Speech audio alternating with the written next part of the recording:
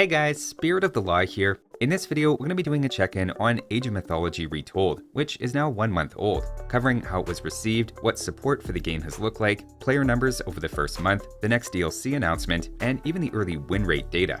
There's lots to get into, but we'll start off with how the game has been received by the fans. Now, my initial review a month ago was very positive, and that's pretty much the general consensus. The game has overall really good reviews on Steam, with 89% of reviewers recommending it. A lot of the praise highlights having the original audience in mind, and that nostalgia piece shows up a lot. That might seem obvious, that of course people who love the original will love the remake, but there are a lot of examples of remakes that do not go over well, and even the Age of Empires franchise has one of those. The AoE 1 remakes have been an example, where they tried to hold on to the vast Vietnamese fanbase of the original game while also trying to add quality of life features to get the AoE 2 and modern RTS player crowd into it, and neither attempt ended up really clicking for any fanbase. The fact so many positive reviews for Age of Mythology are from original fans of the franchise, but it's also getting good reviews from me and others who never played it much back in the day, says they threaded that needle well. That said, there are some criticisms. Notably, multiplayer desyncing comes up a lot, especially with larger team games, keeping in mind that you can have up to 12 players at once in Age of Mythology. There were also some complaints about the AI acting strangely, and hopefully both of those are priorities for the team. So far, that seems to be the case, as the most recent major patch had a number of out-of-sync fixes and attempts to reduce crashing, so that may already be significantly improved, though I have to say I have run into that issue myself even today. Speaking of the changes though, we should talk about the major patch that just released. This is the second major update in the first 3 weeks, with not just a lot of technical changes, but some pretty significant balance tweaks to different gods. I'm not looking to assess the impact of the changes here, but it was a fast turnaround, and as you can see in front of you, it was a huge patch, which I think says good things for the level of support the game is receiving. Now, with a lot of good signs already, next let's talk about player numbers. Here's a graph from SteamDB of the highest daily player count over the last month for Age of Empires 2, which we'll have in blue. Keeping in mind, this is only showing players on Steam and not players on Xbox, though I suspect a lot of the patterns would be the same even if we added those players in. The peaks here represent weekends, as that's when most games have their peak player numbers. On top of that, we can then overlay the Age of Mythology peak players per day in yellow.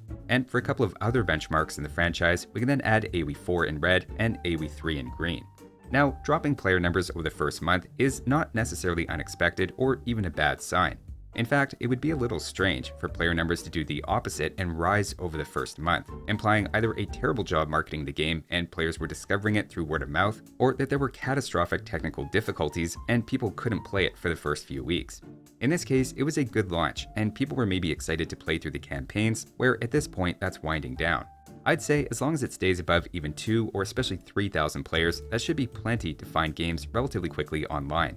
I'm going to make a bold prediction though, that when the first DLC comes out, Age of Mythology is not just going to go higher than AoE 4's daily numbers again, but even AoE 2's.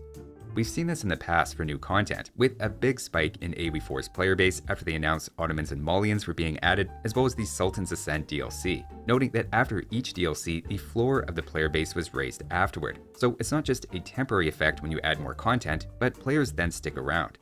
Now, one surprise in the player data for me though, is how little impact Age of Mythology's release has had on the rest of the franchise.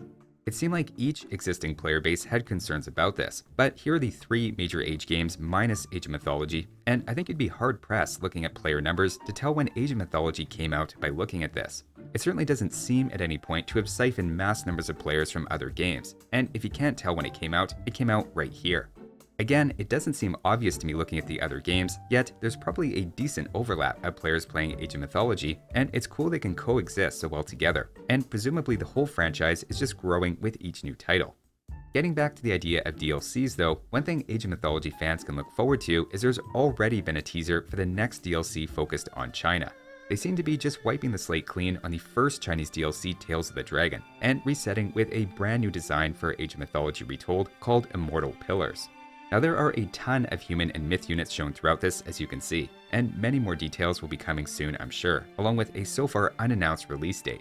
It's already confirmed there's going to be a new campaign with this as well, I assume heavily modifying or completely remaking the Tale of Dragon one from scratch, as I know that was one of the biggest focuses of criticism for that DLC.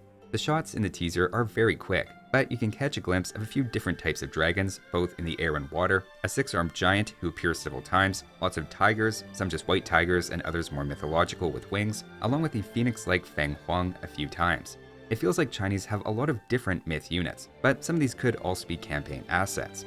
This is really shaping up to be a busy end of the year for DLCs. If AoE 3s is still on schedule to come out this year, Age of Mythology is already dropping trailers, and AoE 2 is due for one soon, I suspect.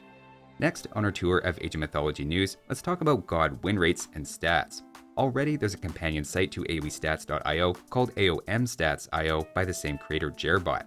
We only have about 50,000 games since the last major balance patch, which is usually too early to draw conclusions, but remember Age of Mythology has far fewer gods than AoE 2 has civs, for example, so that's already plenty to get at least 3,000 and for some over 10,000 game sample sizes already, and a few interesting things jump out. First, notice the spread in win rates is pretty small, with Poseidon at number 1 with a 53.5% win rate, and Ra at the bottom with 44.5%.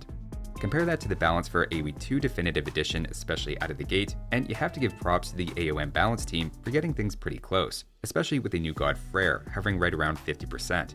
This is also in line with the range of results within AoE 4, which has a similar number of civilizations to AOM gods, so Age of Mythology as a whole has landed pretty balanced 1 month in. If you break it down to one-on-one results between major gods, all have at least one good and bad matchup, even Set and Ra, though they seem to generally be having a pretty hard time. Something else I find interesting is the spread within civilizations, where for Greeks, as an extreme example, you have Zeus and Hades underperforming, while Poseidon is doing extremely well. You might think that's just new players gravitating towards Zeus or Hades, but even in 1200 plus ELO games, Zeus especially is still underwhelming. The other interesting takeaway I see is Egyptians are having a particularly hard time in general, especially at lower skill levels for whatever reason. But balance is always a work in progress and something that could change dramatically in the next patch. One last thing I want to point out about the state of the game is it's really nice to see the mod workshop starting to be populated with interesting mods. One classic AoE 2 mod already making an appearance is Triple Tech mod, letting you research every technology 3 times, so every armory upgrade and even myth units' unique upgrades. Generally, the trigger-heavy, very high-quality scenarios take a while to start showing up, but there's already a cool one out there called Dynamic Bloodsport, which lets you build a small army of units that are then teleported into an arena against other players, where it's then revealed which units every player has picked. So you can get into some fun strategizing and mind games about counters and how heavily to go into myth versus hero units, for example. You can double down on one single type or try to go for a balance, and it plays well with the game's rock, paper, scissors dynamic, while you also get a trickle of favor as you fight, so you can include the odd god power. Creative scenarios like this are great for taking a break from standard games and having fun in a slightly different way. In terms of what could still use a bit of work, I think the lobby system has some room for improvement, especially when it comes to filtering and spectating games. It somewhat confusingly puts open lobbies, full lobbies, and games in progress you can spectate all in the same giant list, with just some very basic filters. Though AoE 2's lobby system could probably also benefit from some attention as well, and just doesn't seem to be a very high priority. Obviously, the desyncs are probably the biggest issue at the moment though. Other than that, my final thoughts are just that it's in a good spot, and I wanted to highlight all the cool stuff going on for the game in a quick video.